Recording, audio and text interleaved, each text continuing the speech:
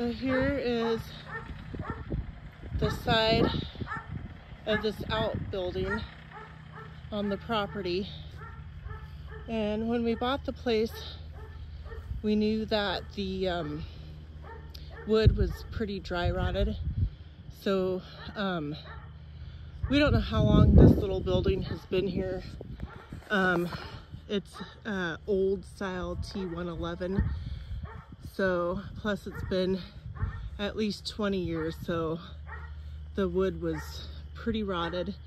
So we got all the old stuff stripped off, and we have more to finish. So a few little hard issues, but we got it done. Last summer we put a new metal roof. I can't really show you because it's up there. A new metal roof, but we're gonna start off with doing this side and getting it finished, and then see how far we get, because we're gonna have to paint it.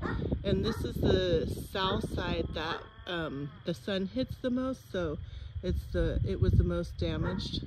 But anyways, so here's some of the bigger pieces, but like half of it like just chipped off and broken little pieces, like you couldn't use a crowbar or anything. Like, see,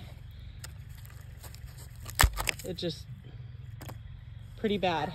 But like I said, we knew when we bought the place, and it wasn't something that we could get to because we had a lot of other farm duties to do. But anyways, it's gonna look great when it's all done.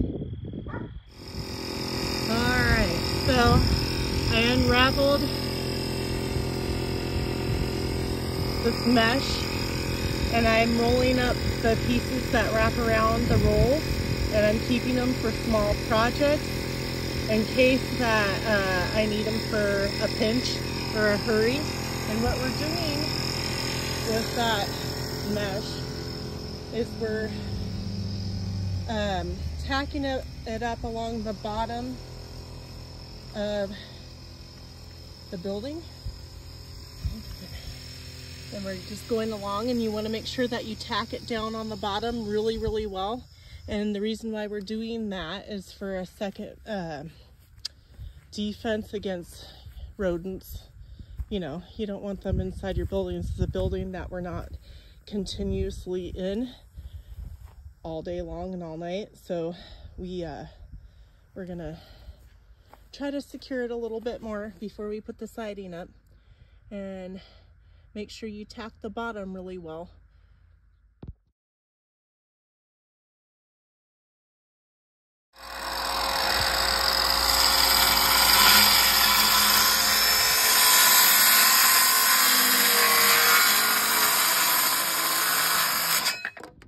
Okay, so whenever you cut a board, you always want to paint to seal the ends of your boards that you cut. We got some of this to paint the ends of the boards that get cut, and you always want to make sure you shake it really well so that all the things that are mixed in the paint are mixed well. And then you want to paint at least one, probably 2 coats would be best, with a paintbrush. Like that. So down along the bottom edge, there's a string line that goes all the way across. What it's doing is measuring the top of the cement, because when you put your trim on, you don't want to go over the cement, because then it'll dry rot faster. So we marked that so we get a nice even board, so that way when the siding goes up on the building, it'll be even. And this is house wrap, which is breathable. It keeps moisture off and lets moisture out at the same time. Anyways, it had moisture wrap on there, but we had to patch up some areas, and then we put some wire mesh along the bottom to help reduce chances in the future of any rodents or whatnot getting into the building. So there you go. But the bottom little string is called a string line, and that's what it looks like. And so we just put a nail on each corner right where it was needing to go, and then pulled it tight, tied both ends, and that's how you get an even line there. And then after that board goes on, then you're gonna put this flashing on right here. It's gonna go up on here, and it's kind of like a, helps the water drip off onto the ground and not the wood. And then over that goes up the siding. So there you go, there's some ideas. Hopefully it's helpful to someone, and I'll show you more later.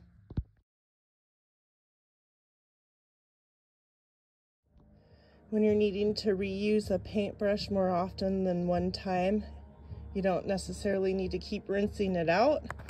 So put it in a sandwich baggie or some kind of a plastic and just wrap it up and seal it, and it'll keep moist, so that way you can continue to use it, or not necessarily moist, but the paint's still wet, so you can use it for the next time. All right, so a quick tip is when you go down on the bottom of your building with your trim piece right here, the Z flashing needs to end, because you're going to have a trim piece going up all the way, and the Z flashing will make the trim stick out too far, so you have to stop the Z flashing first for the trim. All right, so we're getting there. Still got the top parts to do. So you want to use caulking to fill in any little holes. Outdoor caulking. So sometimes when you put nails in, the nails go in a little bit deeper, and so you'll want to put some caulking, outdoor caulking. This wood that we used is primed, which means it's a paint that Heather, spit it out. It's already pre-primed, so that means we can just buy outdoor house paint to go over.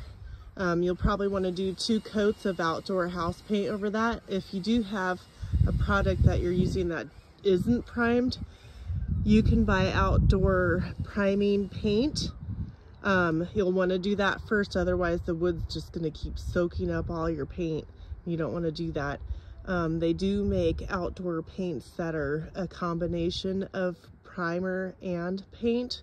Make sure you get outdoor stuff. Same with the caulking. You want to make sure that it's outdoor, because this is an outside building, and you know, you don't want to do inside stuff outside because the weather will take it down. But there you go.